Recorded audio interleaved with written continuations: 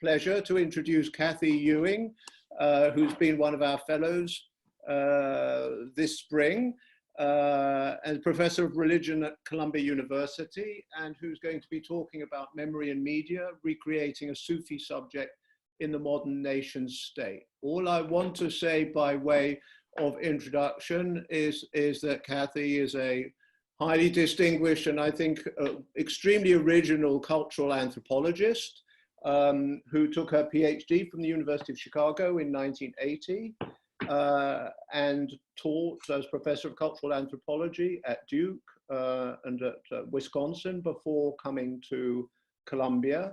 And I was just familiarizing myself again, Kathy, with your work. It's incredibly wide-ranging and interesting, and I don't know if this will do justice to it, but the work ranges over, well, it explores the conjunction of ethnographic field work, psychoanalytic approaches to field work, to gender in particular, and all of this largely in the context of exploring various dimensions of contemporary Islam. Contemporary Islam in many neglected areas, I would say, debates about the place of Islam in Europe, but maybe most interestingly from my perspective, what we're going to hear about today, which is the notion of subjecthood in contemporary Islam, and particularly in a particularly misunderstood dimension of that, which is Sufism.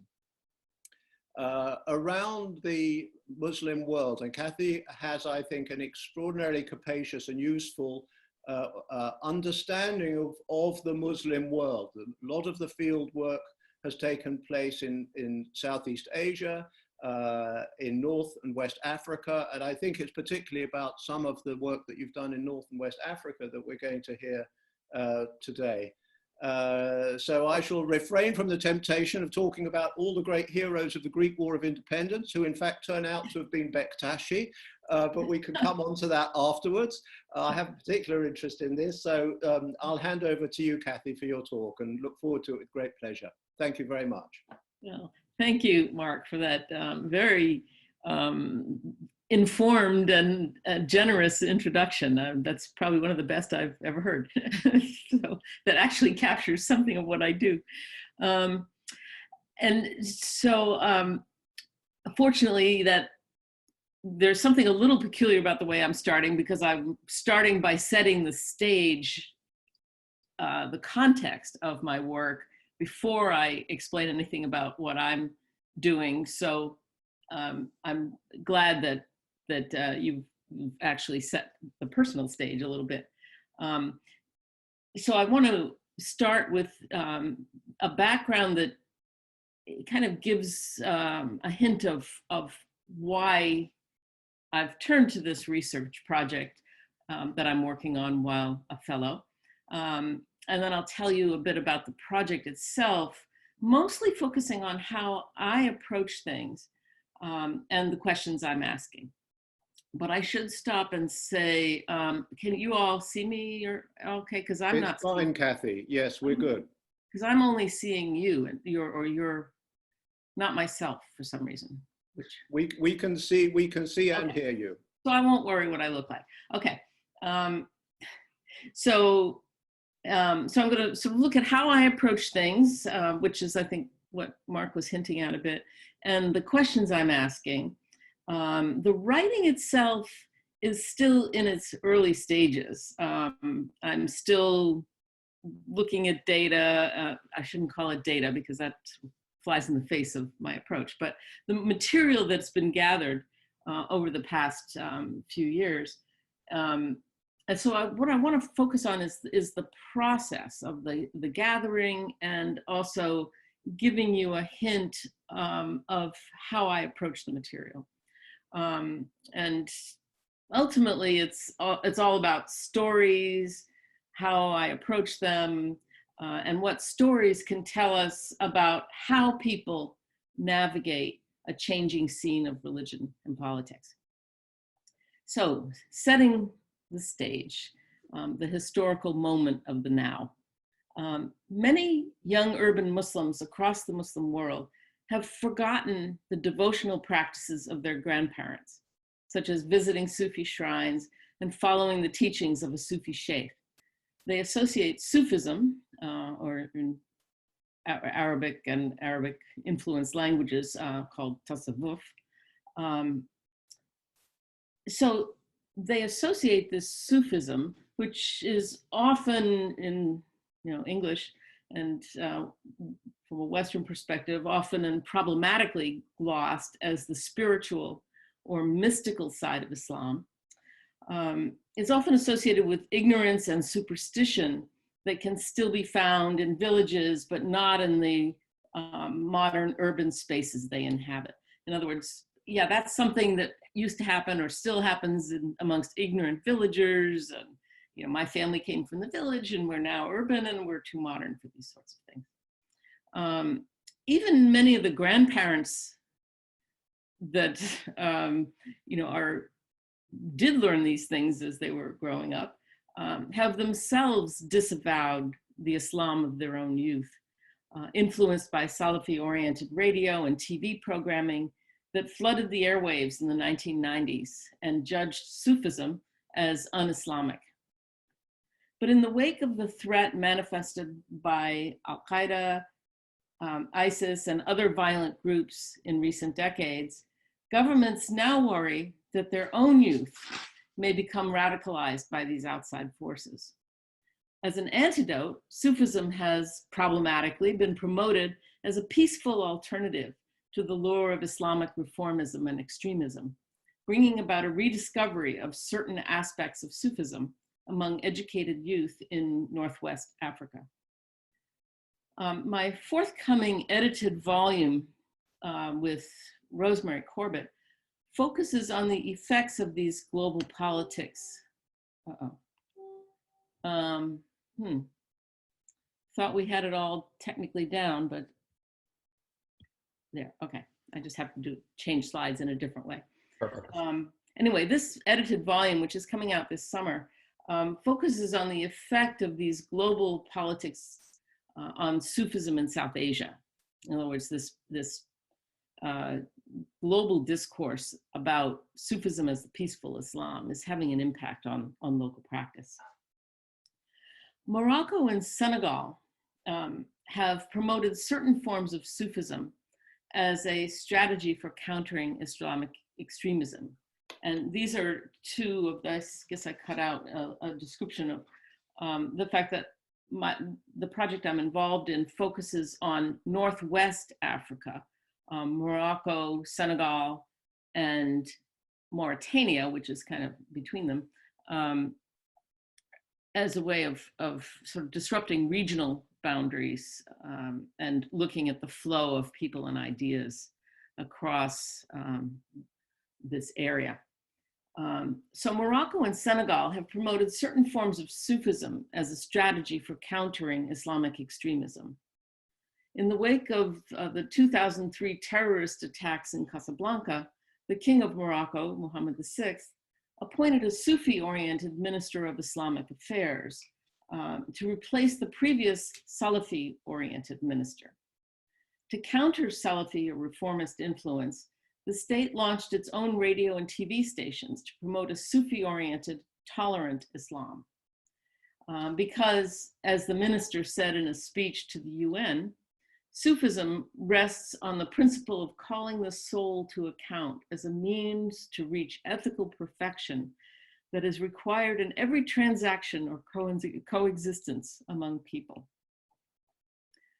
As Fatima Zahra Twilila, one of the Moroccan researchers on my project, concluded from her interviews with Moroccan youth, Moroccans are made to rediscover their millennial and forgotten Sufi heritage and identity. Sufis from other parts of Africa, as the king of Morocco enacts his role of commander of the faithful, and I'll show you just a couple of examples of, this is part of the mosque that he had built as a demonstration of his leadership of Islam. And this is an old picture I took it was a picture on a wall of one of the places I was visiting, and it shows the king with president of Senegal back, I don't know exactly when the picture was taken, but back in the 90s, just indicating his sort of projection of himself as he legally is in Morocco, the commander of the faithful. He aims to guide Africa more generally into a tolerant Islam suited for the modern world. He supports the Muridiyya Sufi order, which is kind of pretty well known that this is kind of government supported in many respects, and has been the patron of the Sufi music festival in Fez, which draws people from all over the world to participate in what could be called as kind of New Age Sufism. The idea of a Sufism that's where all of the kind of traditional elements have been removed so that it's compatible with a kind of a modern orientation to the cosmopolitan orientation to the world. I did an extended life history interview with the festival's founder, who is also an anthropologist trained in France. And I'll talk a little bit about him towards the end of this talk. In Senegal, the Muridiyya and Tijaniyya Sufi orders have close ties to government and exert considerable control in the country, as I saw firsthand when I participated in a conference chaired by the Minister of Education. Sort of, these are pictures I took. You see where I'm standing, and this is the Minister of Education, and the huge lines that were lined up. And I was startled, but I mean, this is the first time I'd actually been in Senegal, and all of a sudden we're in the midst of this conference that's drawing, it doesn't look like a large number of people, but these are all like government representatives from, and I don't know, various important people in the audience. And you can see on the right, you can see the sort of image of one of the major sort of historical Sufi leaders in Senegal. That is, the person speaking in that particular image is one of my colleagues, Suleiman Bashir Diane, who is a professor of philosophy at Columbia. He is also a kind of a major figure in the Tijani Sufi order. So when traveling with him in Senegal, it's like traveling with this major spiritual figure. It's the whole thing was very disorienting in certain respects. And here we are in our Sufi regalia. So we were, while on this trip, accompanied by Bashir, and this is Karen Barkey, who used to direct the Institute for Religion, Culture, and Public Life, and Toby Volkman, who is sort of decides, or I don't know what her actual position is. She's connected with the Luce Foundation and who gave a grant for the project. Anyway, so while on this trip, we went to Touba, which was the headquarters of the Muridiyya Sufi order. You can see there's some construction being done on this incredible mosque. Touba is practically a world of its own. It controls most of its local functions with very little interference with the central government of Senegal. But what was interesting was that we were shown, here's a library in Touba. Again, we're being shown these things by sort of the major figures of the order. So we were also shown a new university under construction in Touba, right, fairly near all of the stuff I was just showing you. And the goal of this university is to present students with a Sufi-focused orientation to Islam.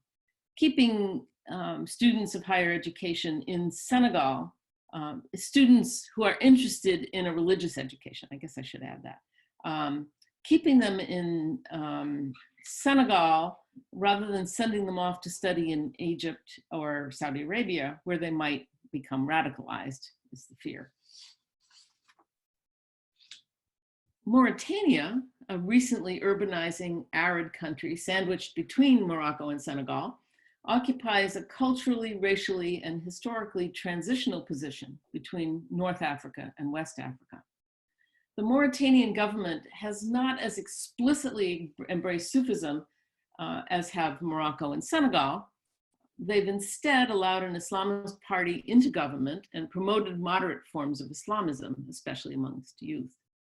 Nevertheless, Mauritania is home to two major Sufi orders that are also prominent, or one is prominent in Morocco, the Qadriyya, which is viewed in Mauritania as conservative and traditional, and Senegal, the Tijaniyya, which is viewed as more dynamic and progressive, what I was mentioning a few moments ago. Sufism occupies a different position in public discourse in Mauritania than in Senegal and Morocco. In fact, it was kind of hard to find, but urbanization is so recent in Mauritania. As an illustration, the rapidly growing city of Nouakchott was a small village until 1958, and I didn't include a picture of this, but when you're driving in from the airport on kind of the major road, the sand is blowing across the highway and such, and you can see it's like desert until all of a sudden the city begins. So in this environment, in popular imagination, the place of the village where Sufism is assumed to be located seems to be rather different from the place of rural Sufism in, say, Morocco, as I was describing it before, with the grandparents having kind of renounced their village roots.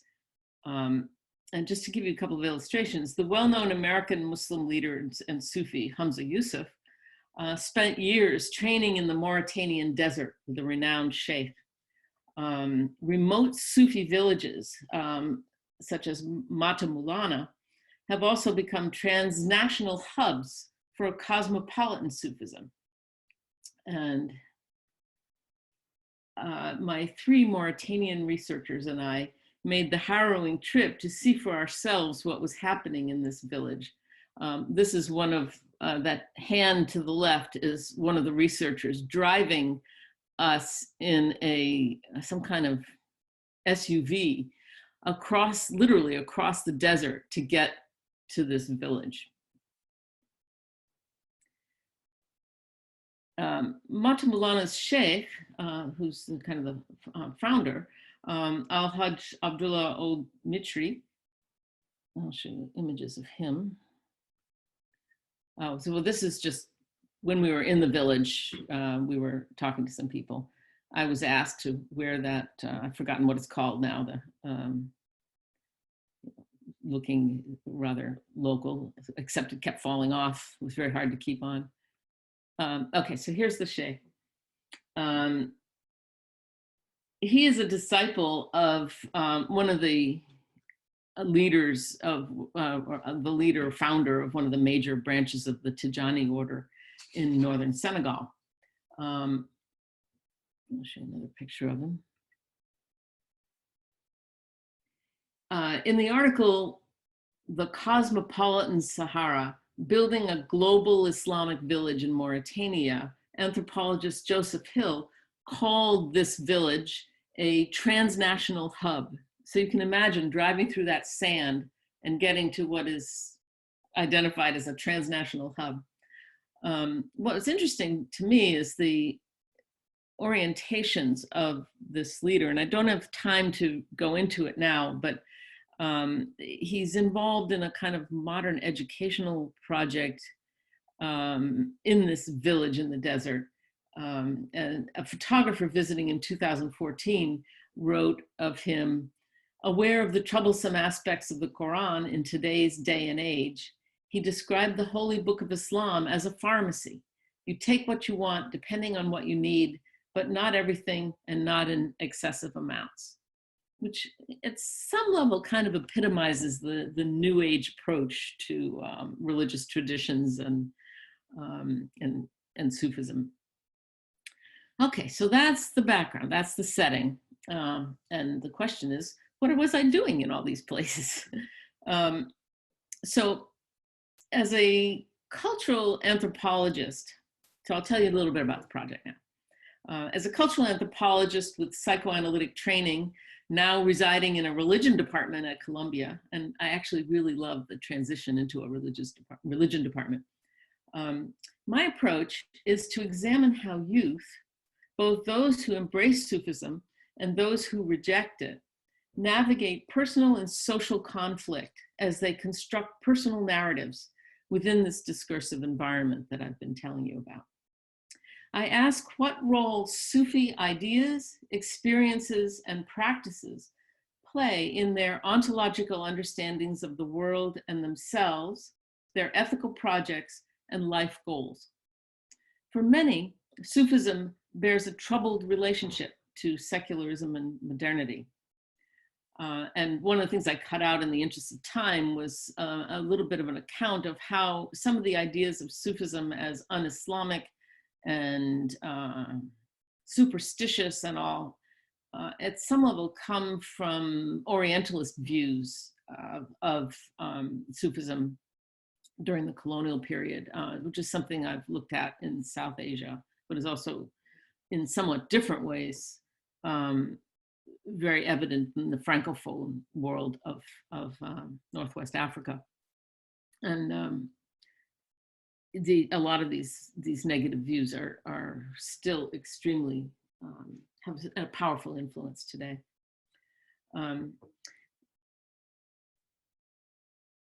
So I'm particularly concerned with examining what kind of subject formation is occurring in this moment of dramatic changes in what Sufism means as a social and ethical practice, involving what Michel Foucault would call disciplinary techniques, which link governmental policies and politics with appeals presented through a range of media to develop forms of interiority under the guidance of a Sufi sheikh.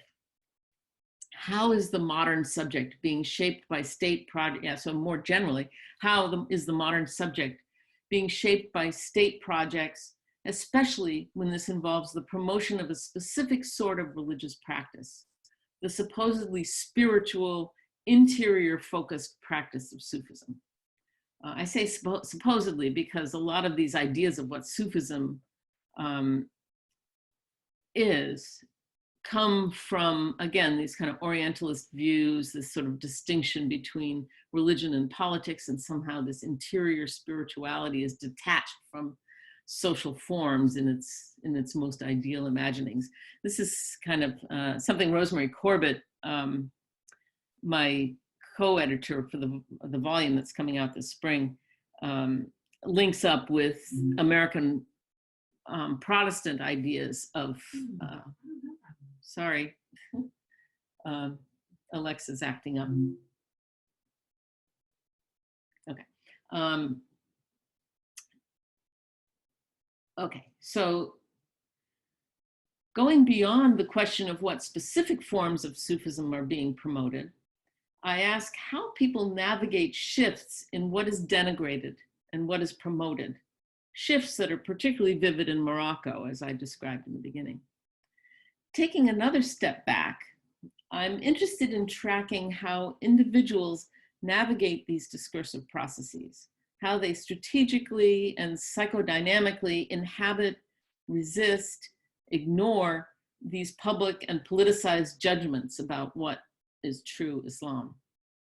I seek not only stories of their involvement with or rejection of the new Sufi groups that are popping up in places like Rabat, Casablanca, Nouakchott, and Dakar in Senegal, but close observation of how they construct and tell these stories in conversation, and what conflicts are revealed through the process of telling.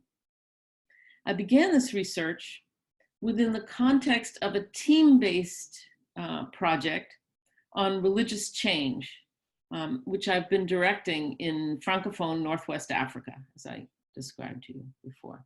Okay, here's a picture of the team as it first came together, which I sort of like, I look at this and I think, oh my God, all these people were working on this project. You know, anyway.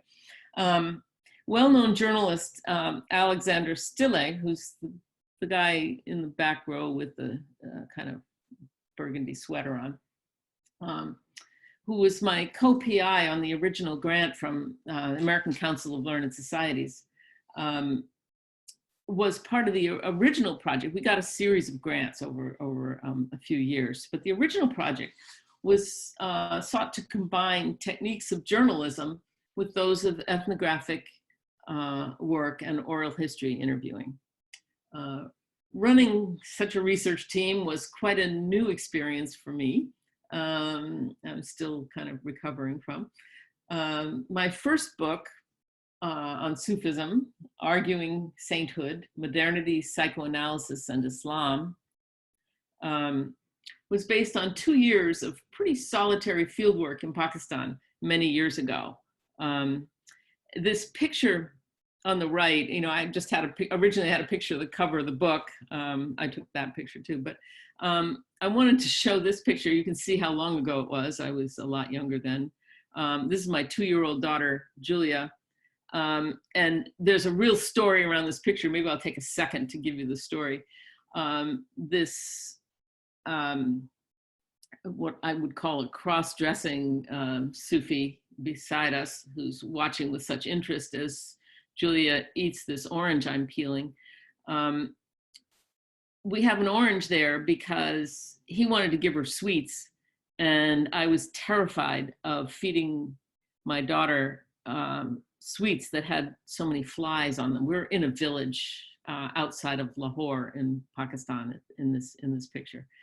And so there were some complicated negotiations about giving her the orange instead, an orange which I would then peel. So it raised all kinds of issues about sort of my positioning as a researcher, issues of whether I feel that the barakat of the blessing of the that goes with the sweet would be enough to overcome the dangers of eating something covered in bacteria.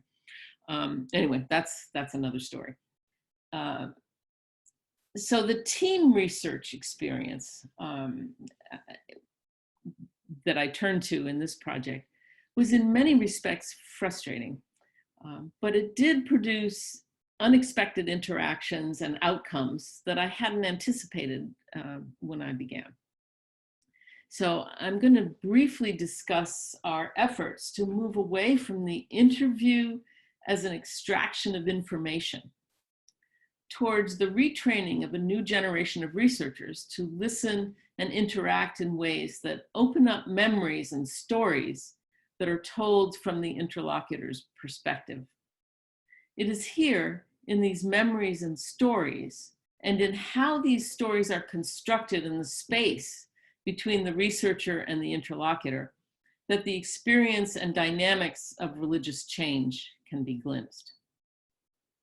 So the researchers, who were all university trained and came from or have lived for a long time in the places where they conducted their research, have been ideally situated to recognize the multiple background assumptions and contextual cues that constitute the significance of even the simple everyday utterances that make the interview a fraught social encounter. But before getting involved in this project, most of our researchers already had specific ideas of what doing research and interviewing should entail: gathering information, collecting data.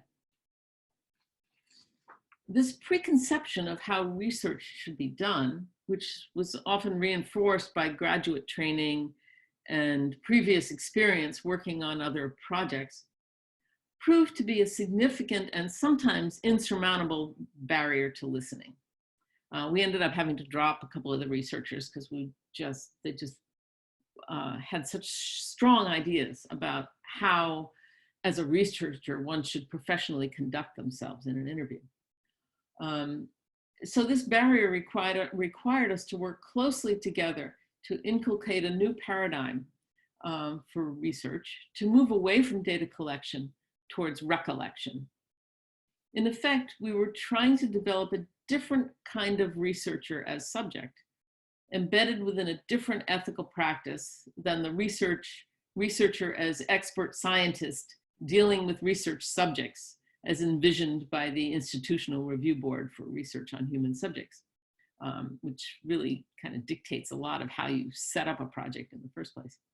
And different even from the research done as a journalist extracting stories based on a particular topic.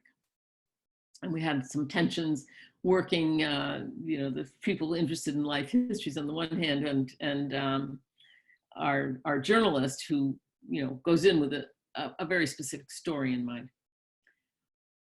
In our initial 3-day training workshop in Marrakech, in Morocco, where the researchers from all 3 countries gathered, we encouraged them to spend 1 or 2 hours, as we were telling them how to go about this process. We told them to spend 1 or 2, ideally 2 hours in an initial interview to be followed up by subsequent interviews with the same person. But a few of the researchers had their own clear ideas of how this research should proceed. One, for example, surprisingly quickly carried out interviews with 20 different people and wrote up transcripts for all of them. And that was another issue, that doing transcripts of long, detailed interviews takes a very long time. So I asked her if the transcripts were brief summaries. And she said no, each interview had been no longer than 20 minutes. When we encouraged her to spend more time with an interviewee, she asserted that there was nothing more to say since they had answered all the questions. But I would say that not only had she been looking for information about the person's life and opinions, she had done it in such a way that the interviewee was reduced to trying to give the right answers to what was essentially a survey. The researcher had converted a general list of topics that we'd said we were interested in into a questionnaire, and then maintained a kind of a total control of the space between them. This style of interaction resembles what people do to themselves when they interact with bureaucracies. We turn ourselves into data and become bureaucratic subjects and experience familiar to virtually everyone, including both our researchers and their interviewees. Since research and science are for many people associated with various bureaucratic forms, it is understandable that the seemingly unnatural form of the formal interview would actually be one that people readily inhabit when placed in the interview situation.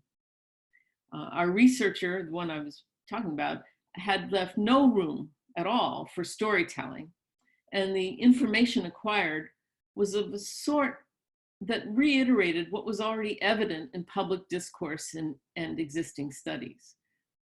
For the kind of people we're talking to, we're not really expecting to learn something new about the facts, about what totally new histories produced by these individuals or something like that. And it also involved too few people to be turned into numbers that might be useful as survey data. So we had to take some tacks to try to disrupt this approach. And one tack was to reconceptualize the project itself as an opportunity to train a younger generation of local graduate students, mostly sociologists and anthropologists, to think about research in terms of a more humanistic rather than scientific paradigm. Wendell Marsh, assistant professor at Rutgers and a postdoc at Northwestern University, began working on the project as an advanced graduate student at Columbia. He's an historian of Islam in Senegal who got his PhD in Misas. We, along with Abdoul Rahman Seck, a professor of anthropology at Gaston Berger University in Saint-Louis in Senegal, decided to co-teach a 2-week course on life history methods for Senegalese graduate students. Let's see. So there's the seminar. I don't know how good your screen is, but you can see some of the topics we were playing with on the board. And then to the right are Wendell and Abdoul. So another tack, taking off from this and developing it further, was to hold repeated training workshops for some of our original researchers from that picture that I showed you earlier, where we encourage them to actually write up the life histories themselves with our guidance, rather than our just taking the data and writing about it ourselves. And so we're aiming to publish the most successful pieces as in a special issue of a journal that we're still working on right now. So here they've come to Sag Harbor last summer so that we could work on planning the issue. And in that picture, you also get another view of where I'm hanging out these days. That's our living room. So that's all the big project. But to really address my own research questions, I needed to do really my own interviewing and hanging out, as I had done in Pakistan. And I did this over the past 3 years, I guess, with the help of some of the researchers in Morocco and Mauritania, especially, since my own linguistic expertise is in Urdu and Hindi with a smattering of Punjabi, and not Arabic or even French, as you all know, which is one of the reasons I wanted to be in Paris, was to improve my French. So I'm currently working closely with one researcher in Rabat in Morocco, who is an American married to a Moroccan, who is fluent in Arabic, but also doesn't know French. So we have these kind of awkward language things. So I visited her for over a week last fall, after having extensive Skype interviews with her prior to that. And then afterwards, we continue to have long Skype conversations in which we discuss her interviews and fieldwork at a local shrine. I give her relevant readings, such as Freud's interpretation of dreams. We spend considerable time discussing strategies for listening, rather like a university class or reading course. So it's not quite the same as my personally, carrying out all the interviews, but while I was there last fall, we had long conversations about the interviews, and probably more importantly, we interviewed together, so that she could see how I try to open up a space for the interviewee, the respondent, to kind of take charge of the space. And then we also presented papers on our workshop papers on our work at a conference that was organized to be going on while I was there on Sufism in Morocco. Was organized by another colleague. And I also interviewed her husband. And I mention that because it brings us to another tricky issue: research ethics and the poor fit between the IRB, the Institutional Review Board model of protecting research subjects and ethnography. So that model of protecting research subjects, keeping this kind of lines where you only ask certain things and all that. The poor fit between that and ethnography as a process of constructing stories in the space between people, in which the line between friend and research subject, and even research subject and researcher, in the case of the people that are helping me with my research, is inevitably a blurred one.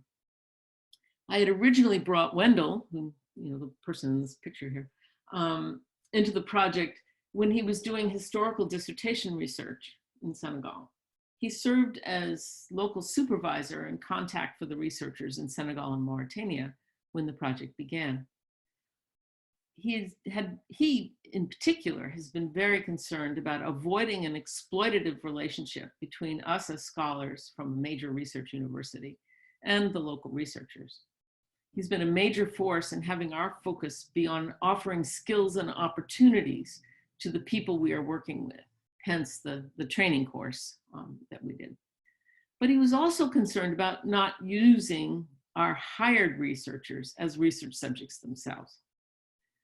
But for me, as an anthropologist trained in participant observation, this line feels impossible to maintain and seems to assume that the researcher is a blank slate, an objective observer extracting information, and that somehow the interaction is depleting to or violating the person being interviewed, rather than it's being a kind of positive exchange. So as I work very closely with a few of the researchers, we've inevitably drawn on our personal experiences as we explore modern Sufism.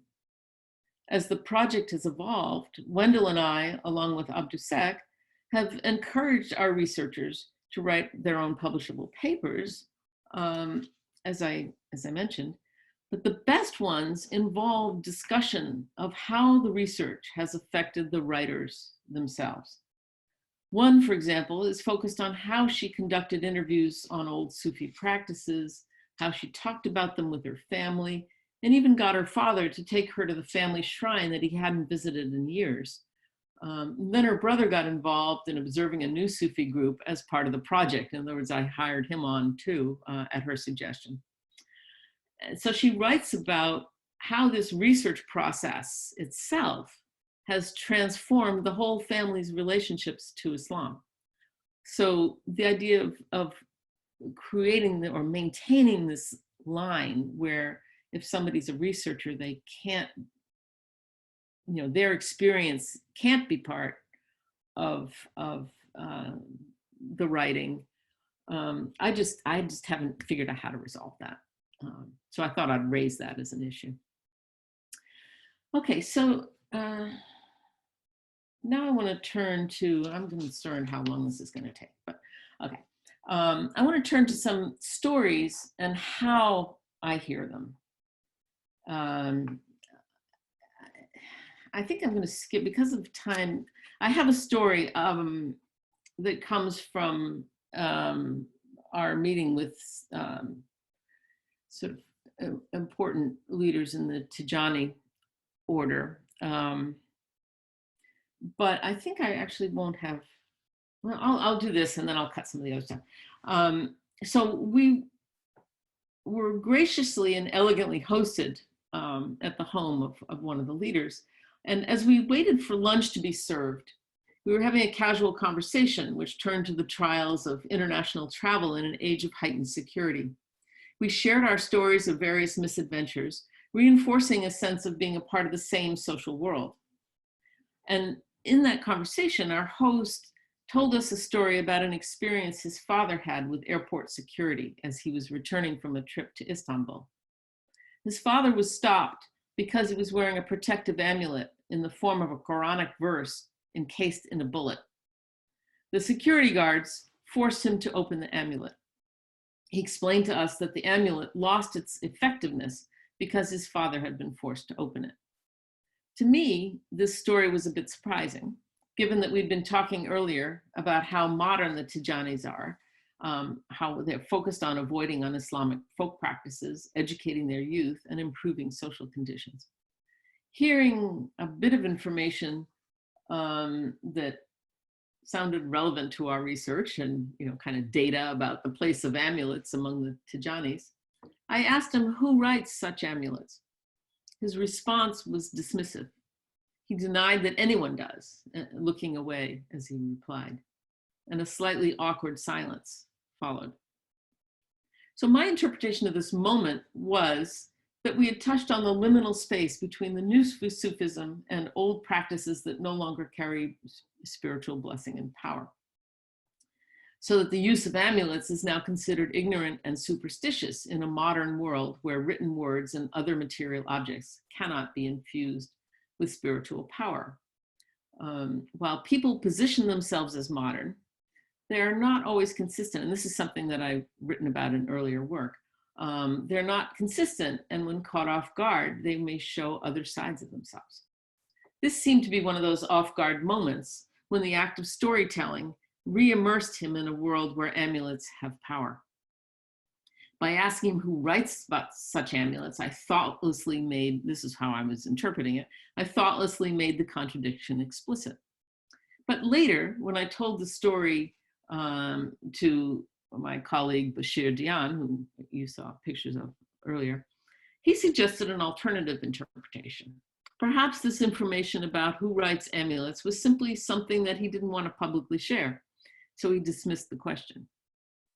And it also raised other possible interpretations too, and I have no idea what the answer is or whether there is an answer. And that leads me to think about Walter Benjamin and his evocative writing, that the art of storytelling was coming to an end, as he was writing, in an era when the new form of communication is information, a structure fundamentally different from storytelling. And I don't have time to talk about it in any detail, but stories do not always have closure, which is the point of my telling that other story, although I shouldn't tell you what the point is because that gives it closure. But according to Benjamin, they leave open, tantalizing possibilities. I aim to present stories that, while addressing the general question of how personal narratives inflect the perspectives on Islam and categories that circulate in public discourse, avoid being reducible to information. The stories reveal individual meaning making that both reflects the impact of global, national, and local socio-religious change, and operate as a site, the storytelling itself operates as a site where change happens. Okay, let's skip that. So our work has been an effort to move into the realm of storytelling. And it's here in these memories and stories that the experiences and dynamics of religious change can at least be glimpsed.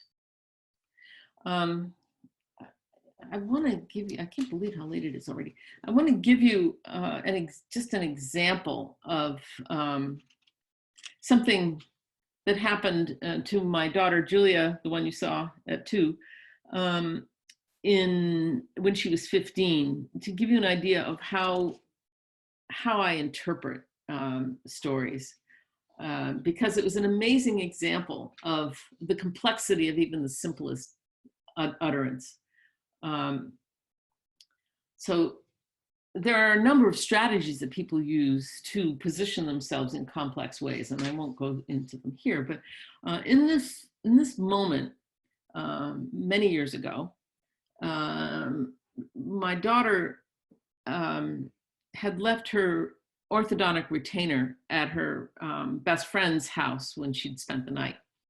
And she called and the next day, and I overheard the conversation, and she seemed to be talking to a friend.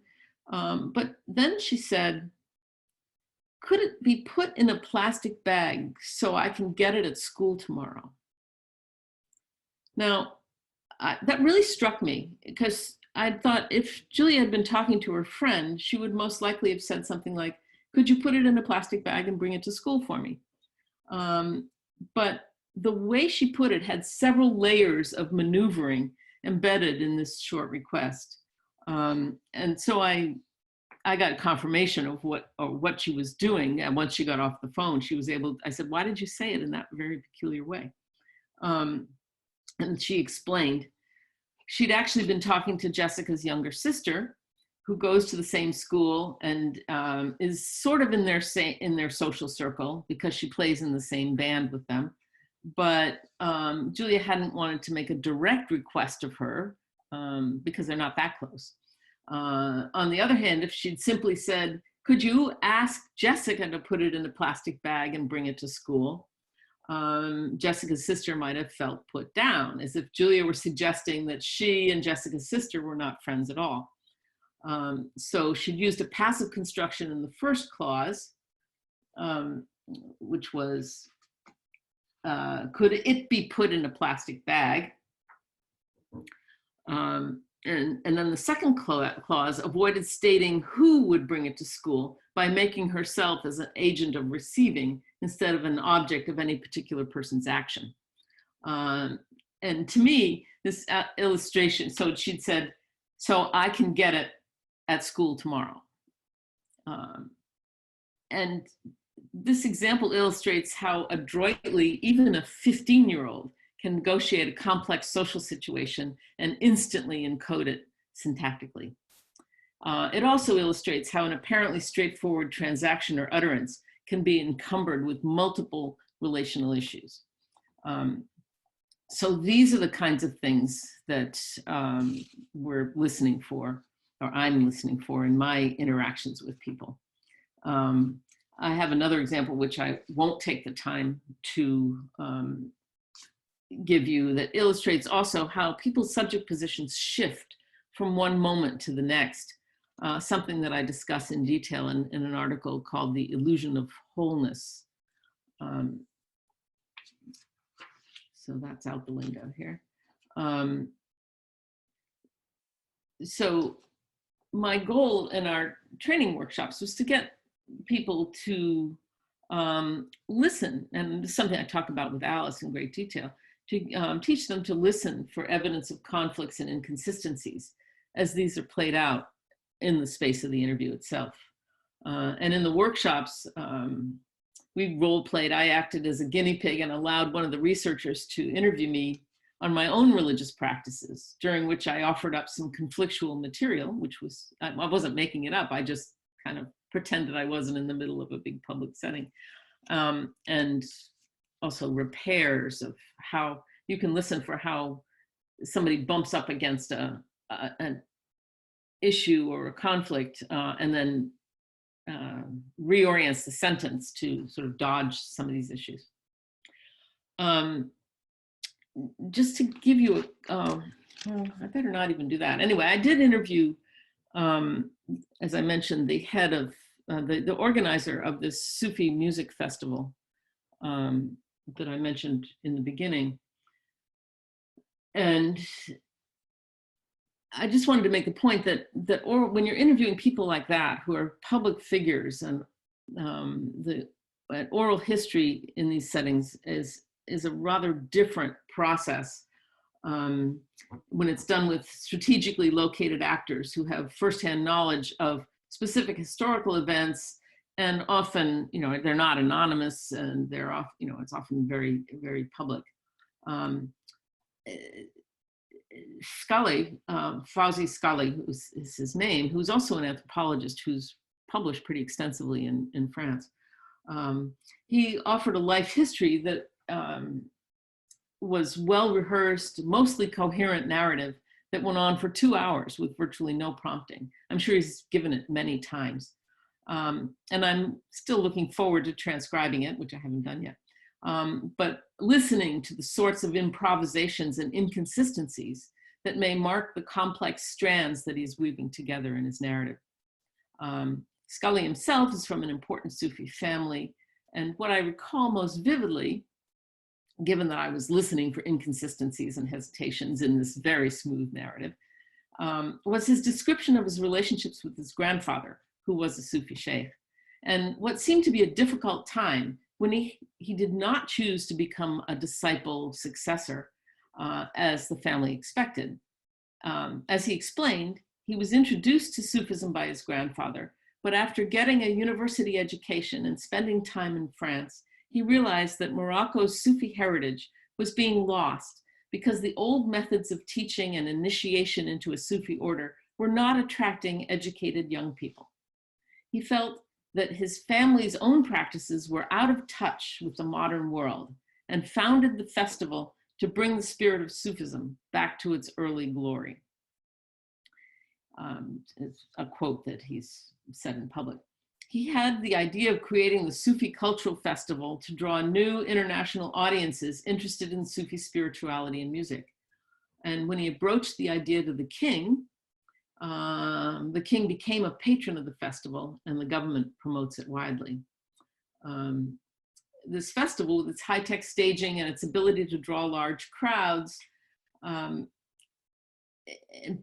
attracted by musical performances and a general promotion of spirituality as much as any specific doctrinal teaching, is a strategy of drawing youth to Sufism through new media. His activities demonstrated an effort to appeal to an educated middle-class audience across national boundaries. But analyzing and presenting life stories of figures like this, where I will be able to do some of that, sort of looking at the details of how he's constructing the story. But really my most fundamental interest, and I'll wrap up with this, has been in talking to young adults, many of whom have found a sheikh, sometimes in defiance of family expectations, sometimes hiding their involvement even from friends who are either too secular or too concerned with maintaining a pure Islam that has no place for Sufism.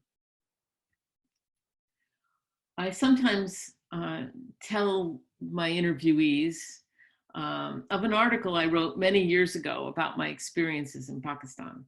The article's called Dreams from a Saint, Anthropological Atheism and the Temptation to Believe, which is about my own dreams. And I find that it makes a good story. So thank you. I think I'll stop there.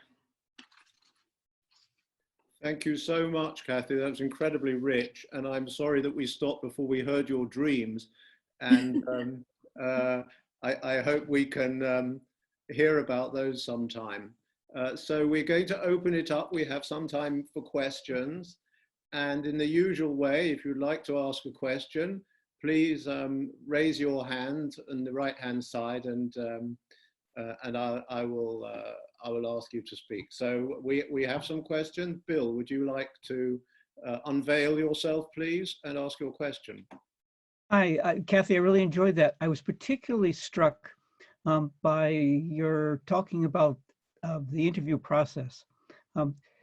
My work with walking artists, the walking community over the last few years has brought me to understand a little bit about walking interviews. This is a huge technique in the walking community at the moment.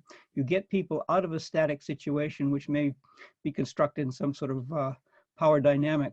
And particularly if the walker, the interviewee, guides you through a particular place that means something to him or her, then you really have given the agency to that interviewee. And this is really important in therapy, in constructing local history, recollections. People do similar kinds of walks, even virtually, with people in nursing homes and so on. I've used the technique also with my students at Columbia, as they've conducted walking interviews with each other. And it really reveals all kinds of things that wouldn't normally be revealed.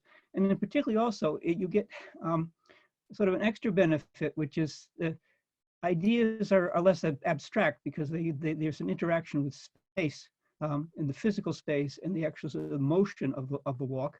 And also it precludes the idea of the 5-minute or 1-minute interview, because generally there's a longer trajectory. And if people have a way of getting stuck for a moment or two, then they can reconnect a few steps further on. Thank you. Yeah, I mean, I think that's, I hadn't thought of, I mean, I do, as it turns out, end up, sort of doing sort of walking interviews, although I don't know that I've done a recorded walking interview, just mostly walking conversations. Another strategy is pictures.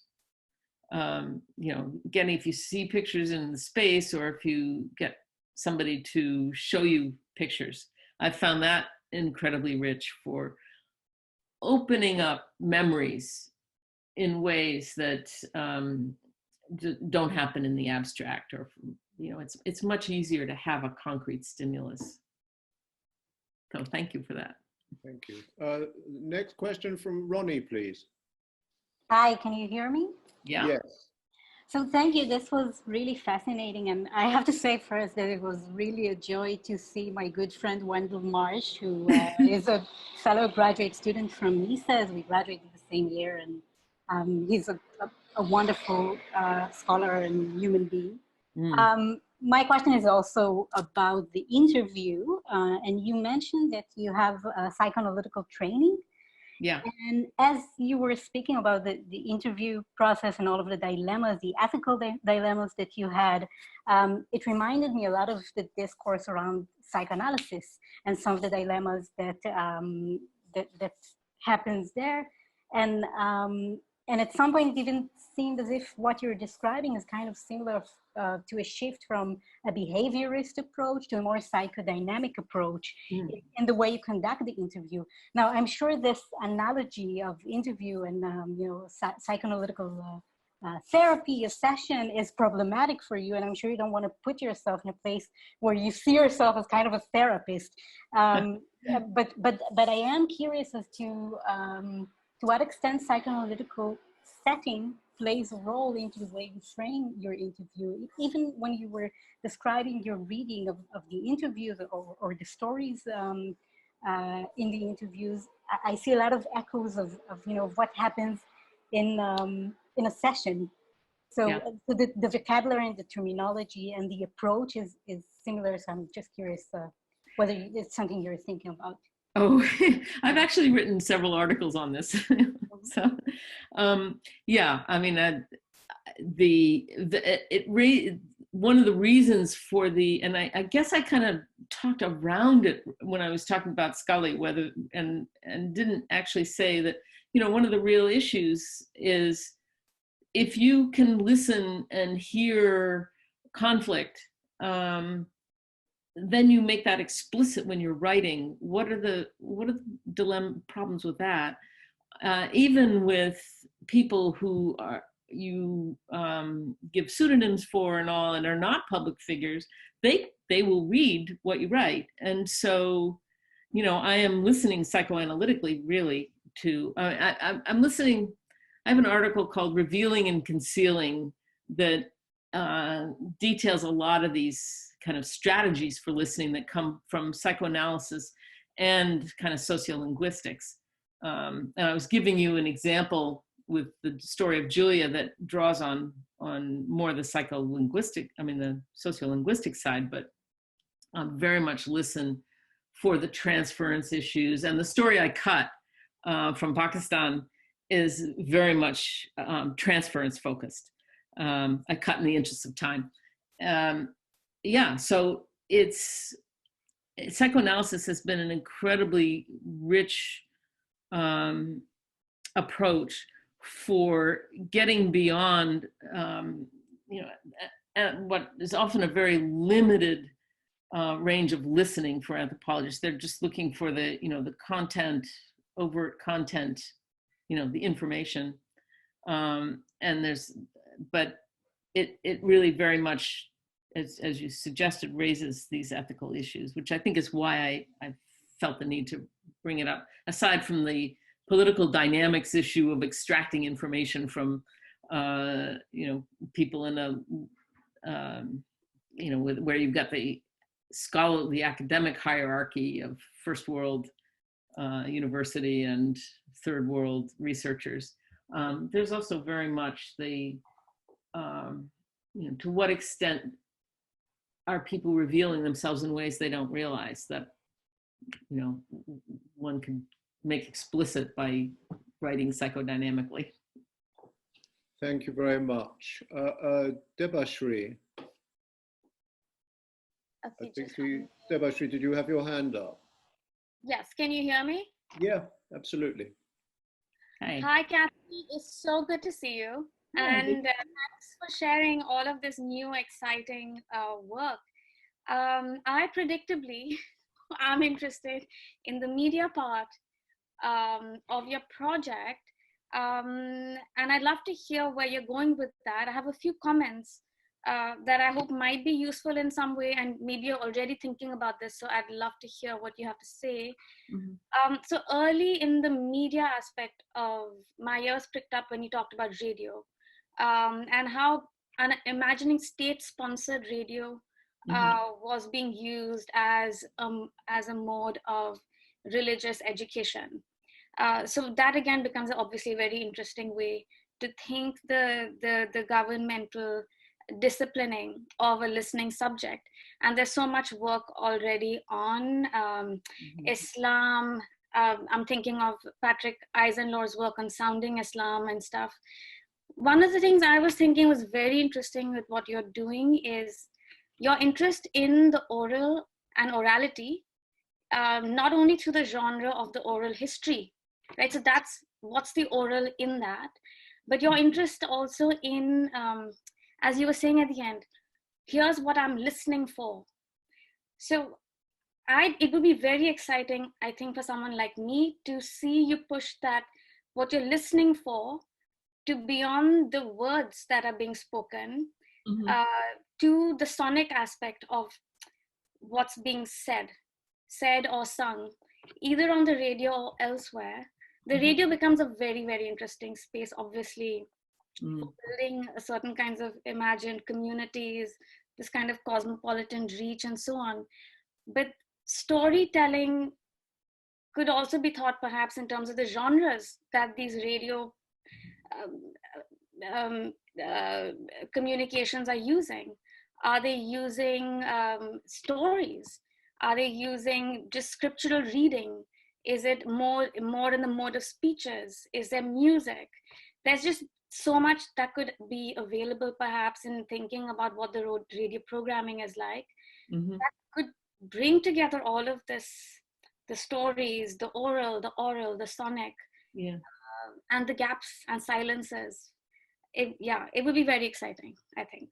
Well, thanks for these suggestions. Yeah, it's and I've really, obviously you attend to these things far more than I do, but and there are Emilio Spadola has been thinking also about, in Morocco specifically, the use of media in shaping youth as well.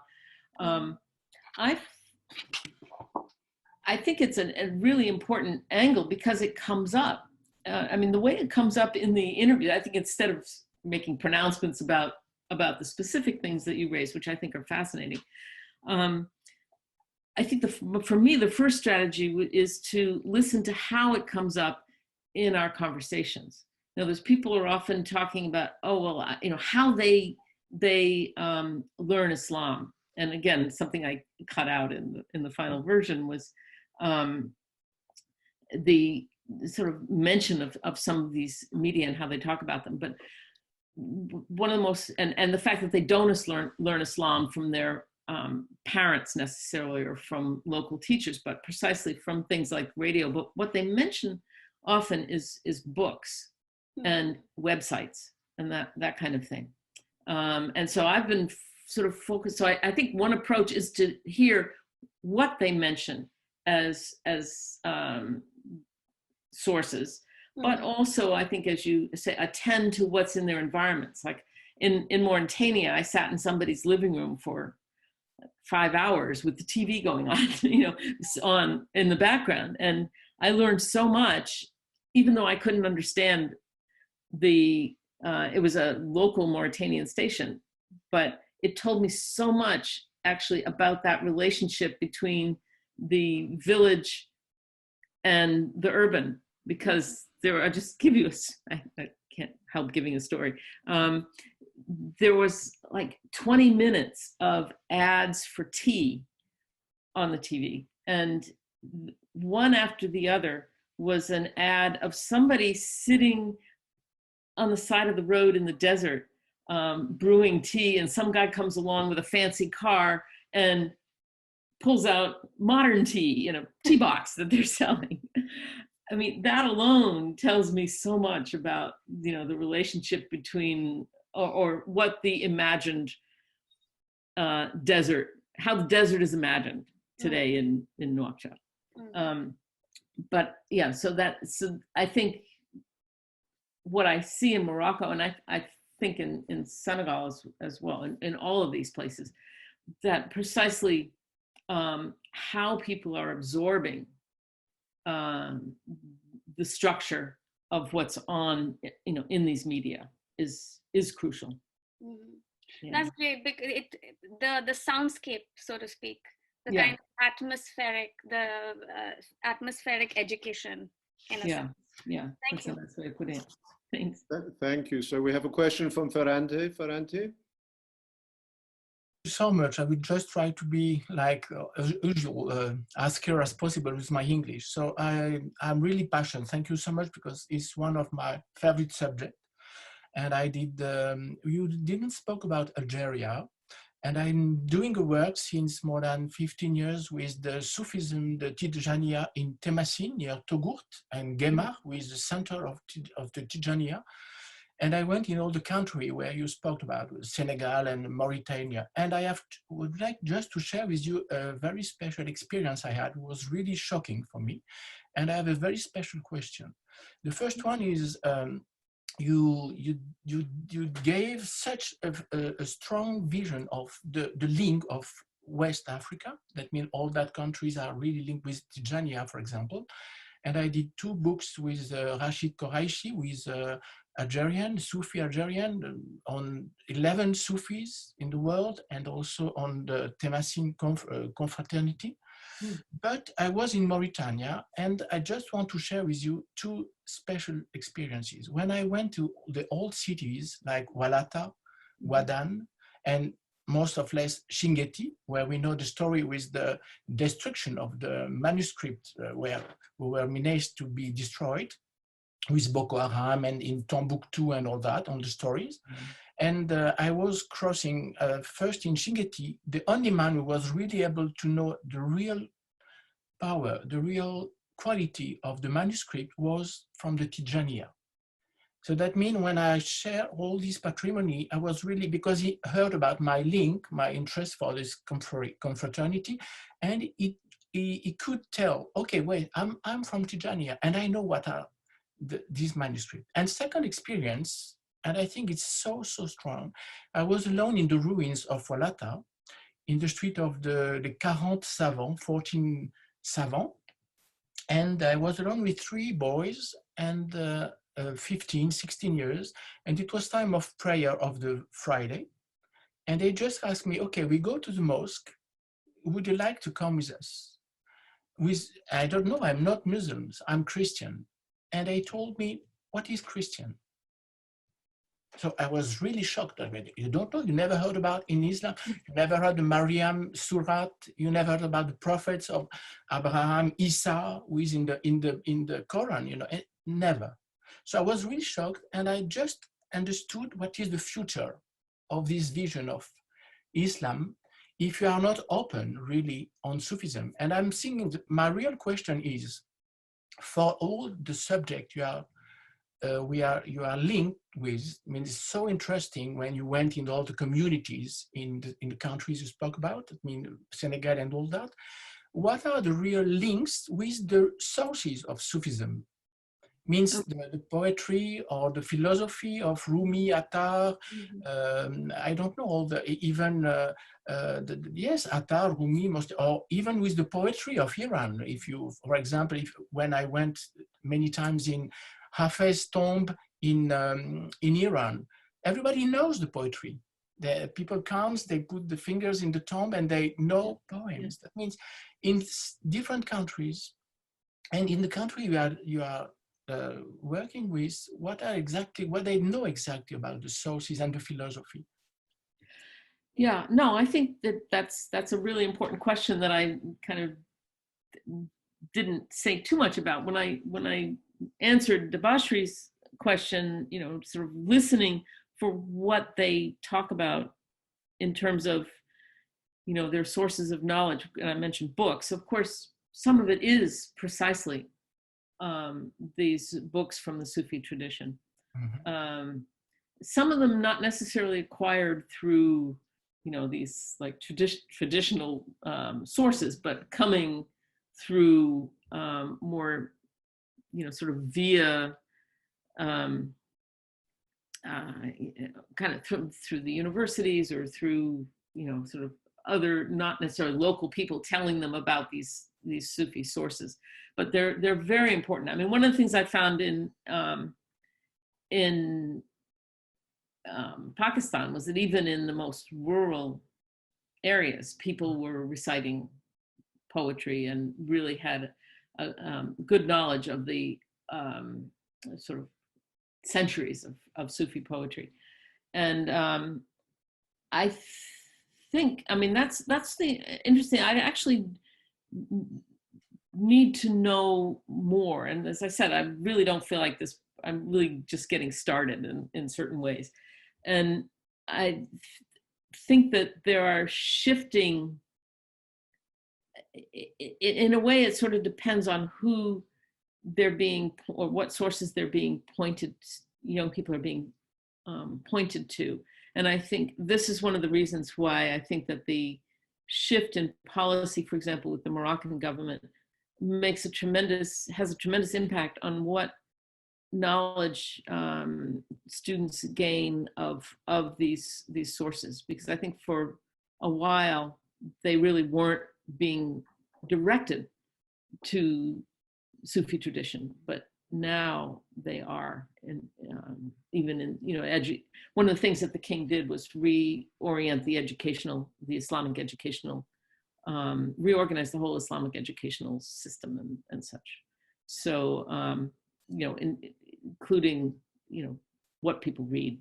So I think that what was really shocking for me was because it was not in the city, it was not in Nouakchott, it was in the middle of nowhere, it was in the desert, in the ruined center of civilization. It was the most important place for philosophy and for transmission. But I understood that the problem was that the teachers on the madrasa were canceling where they would like to share the Quran with three boys, for example.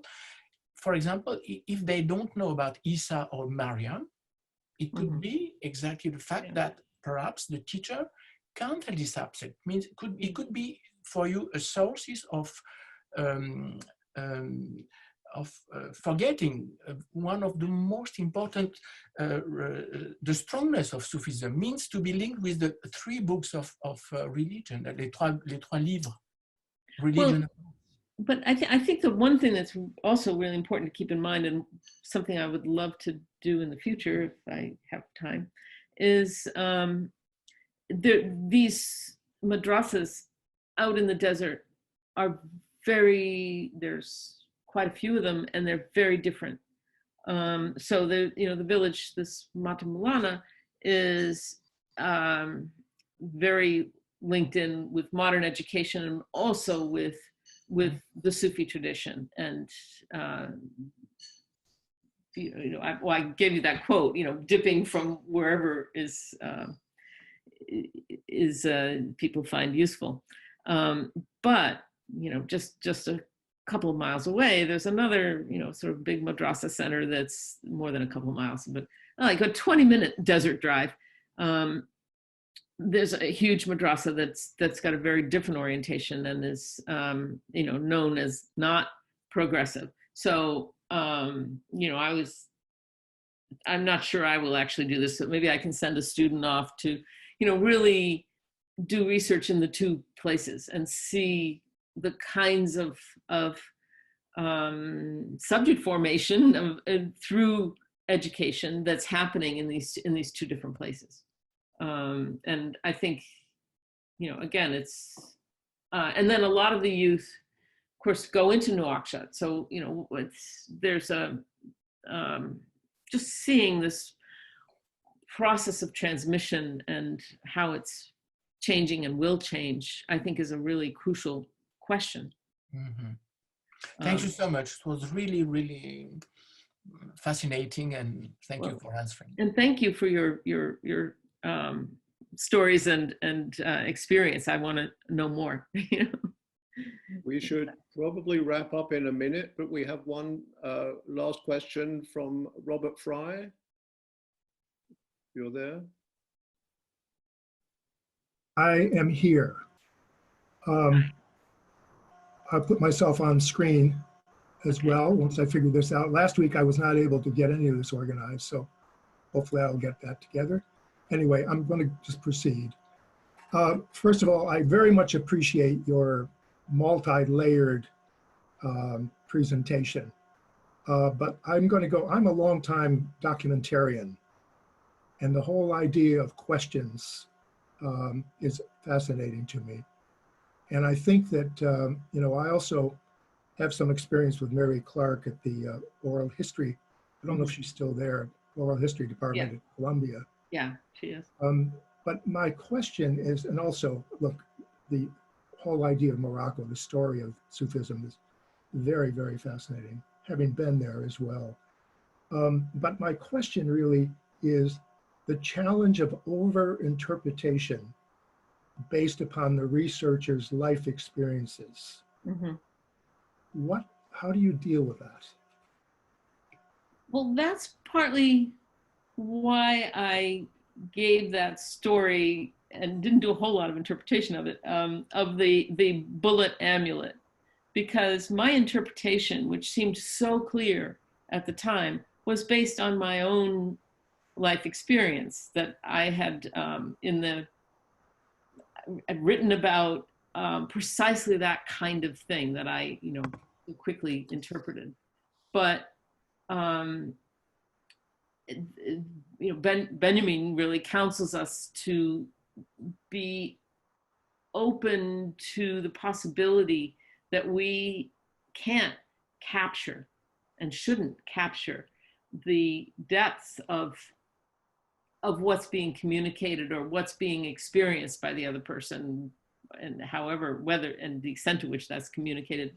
And that, you know, trying to figure out how to present things in a way that doesn't close down those interpretations, and yet opens the ones that we have up. I mean, I would like to think that our experiences are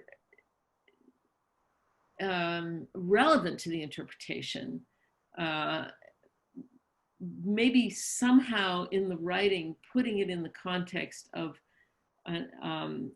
making clear what we bring to the interpretation, and therefore how that shapes not only how we see what the other person said, but even the very construction of the story in the first place.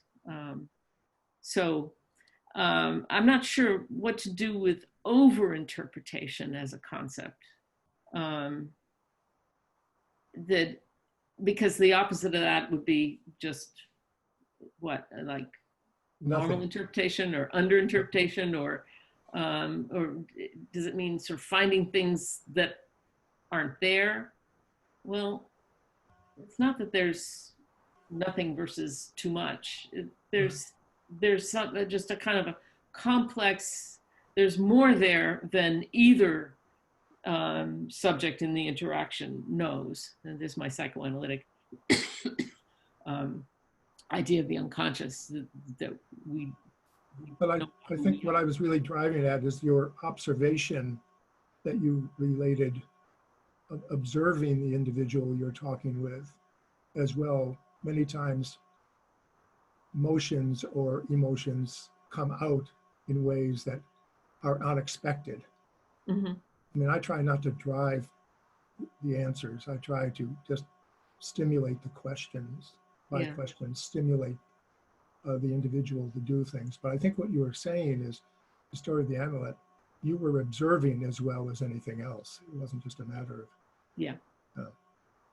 Yeah, when somebody, you know, waits several seconds before responding, you don't necessarily know what's causing the delay, but you can look for evidence of, you know, what in how they say the next word, or it really is observing speech as action, I guess is another way of putting it. Well, thank you. there are at least 3 documentaries in what you were talking about today. Thank you, Kathy, so much for an incredibly rich talk. I think we've all really enjoyed it. And well, I want to thank everybody for their great questions, really getting me thinking in different directions. It's wonderful. Yes, we're going to, before I sign off, I just want to remind everybody that we will meet again next week at the same time, and that Kayama Glover, who was a fellow at the Institute last year, and who does incredibly interesting work, amongst other things, on the digital humanities in the Caribbean, especially during the Cold War, is going to be talking on blackness and borders. You're very welcome. But please join me now in thanking Kathy for a wonderful, wonderful talk. Thank you so much, Kathy. Thank you. Thank you. Thank you. Bye-bye.